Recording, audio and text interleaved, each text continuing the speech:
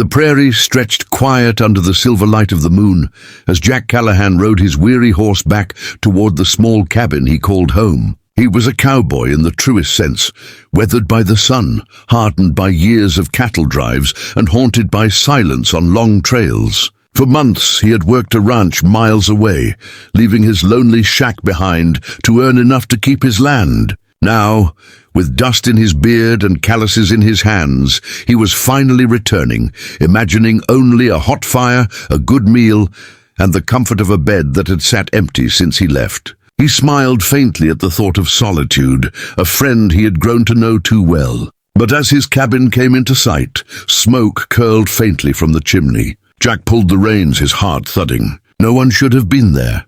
He dismounted slowly, his boots crunching against the dry earth, his hand brushing instinctively against the revolver at his hip.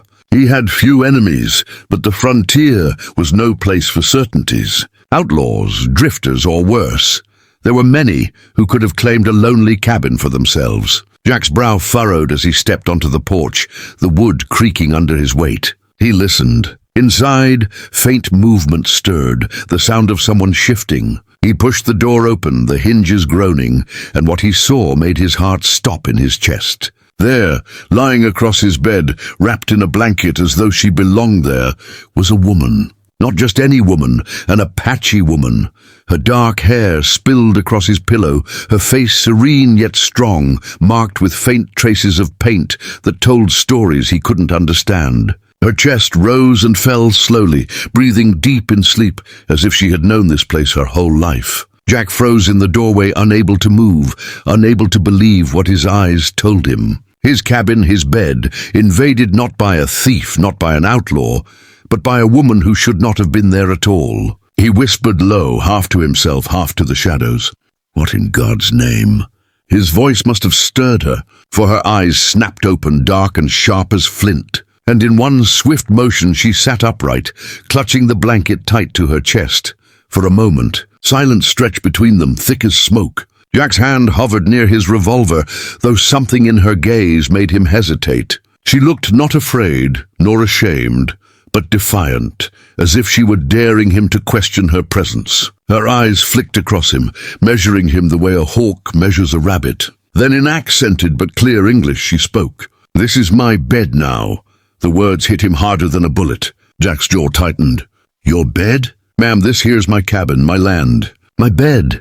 He expected her to falter, to stammer, to rise and flee, but she only tilted her chin higher, her voice steady. It was empty. "Now it is not." Jack stood there, stunned into silence.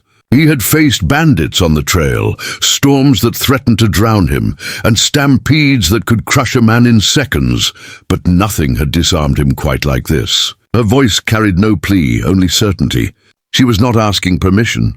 She was stating a fact, as though some unseen law of earth and spirit had declared it so. His first instinct was to throw her out, to demand she leave before sunrise. Yet something in her eyes, fierce, burning yet edged with sorrow, made him pause. She was not a runaway in need of charity, nor a thief looking for shelter.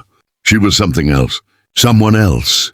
The cowboy finally lowered his hand from his gun, though his chest was tight with confusion. "You can't just move in here," he said, his voice rough. "This ain't how things are done." The woman's lips curved, not in a smile, but in something sharper, something that cut through him. "Things are not always done the way you believe," she replied. She stood now, tall and proud, the blanket falling slightly to reveal a leather tunic marked with beads and stitching unlike anything he had seen before. Jack felt his breath hitch. She was beautiful, yes, but it was more than that. She was formidable, a storm wrapped in human form.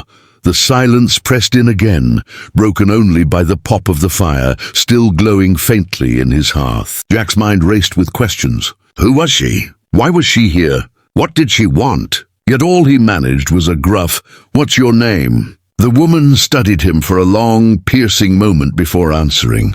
"Nita," she said, "daughter of Hawkeyes." The name meant nothing to Jack, but the weight with which she spoke it told him her father was no ordinary man. He rubbed his jaw, feeling the roughness of weeks on the trail. "Well, Nita," he said slowly, "seems we got a problem. but Nita only shook her head, her braid brushing against her shoulder. "No problem," she said firmly. "I stay. You decide what that means."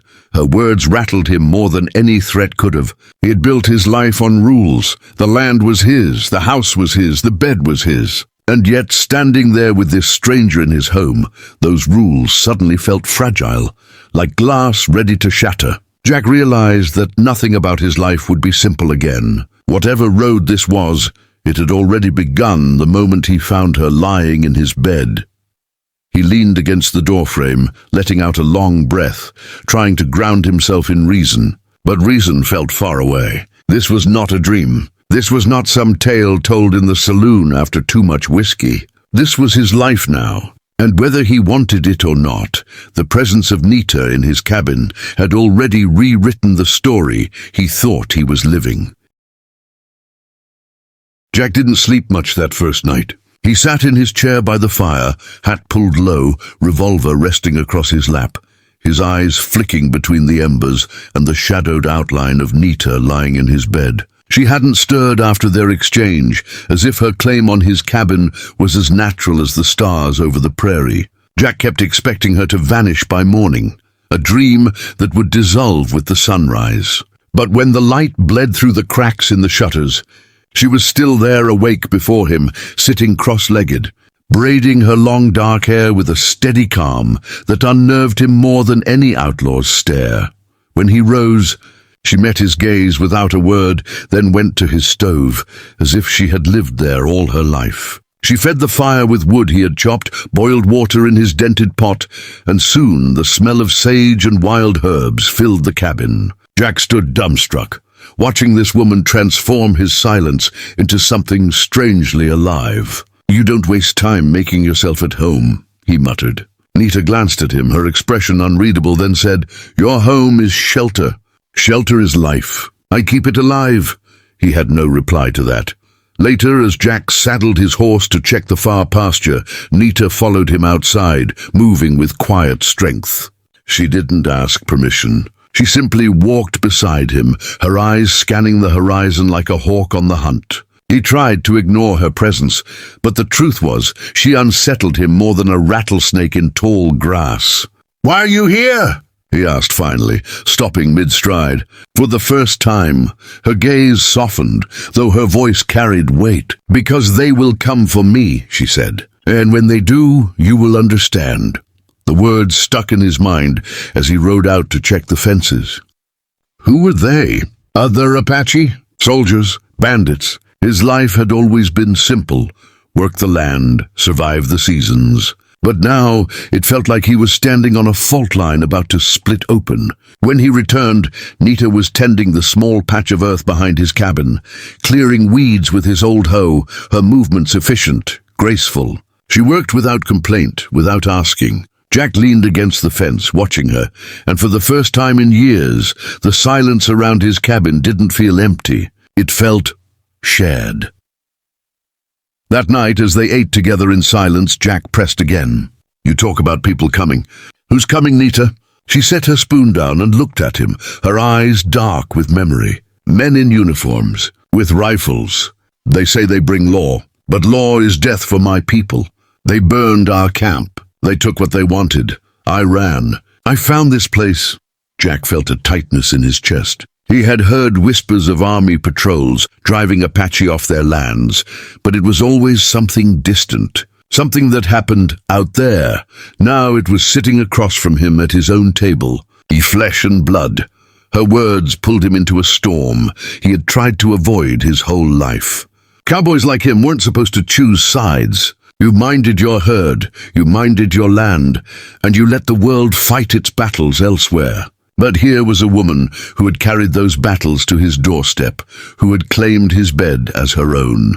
He wanted to tell her she had to leave, that he wouldn't be dragged into her fight. Yet when he looked at her, at the strength in her eyes, at the unbroken fire in her despite the loss she carried, he found himself unable to speak those words. The days passed, and Jack realized something unsettling. Nita belonged there. She mended the roof where the rain leaked, gathered herbs that eased his aching hands and brought a sharpness of spirit that cut through the dullness of his solitary life. She never asked for thanks, never asked for permission, but her presence filled the spaces in his cabin that had long been empty. At night, she lay in his bed while he sat by the fire, and though they rarely spoke, a rhythm formed between them, unspoken but undeniable. But one evening, as the sun bled red across the plains, Jack saw dust rising on the horizon. Riders, his gut clenched. He knew at once it was not cowboys, nor ranchers. These were soldiers. Their silhouettes grew clearer as they drew near, rifles glinting in the fading light. Jack's heart thundered as he turned toward the cabin. Nita was already at the doorway, her face set, her braid whipping in the wind. "They have found me," she said simply. Jack's hand drifted to his revolver, but his mind raced with doubts. This wasn't his fight. He was just a cowboy, a farmer scratching a living from the dirt. He had no business standing against the U.S. Army.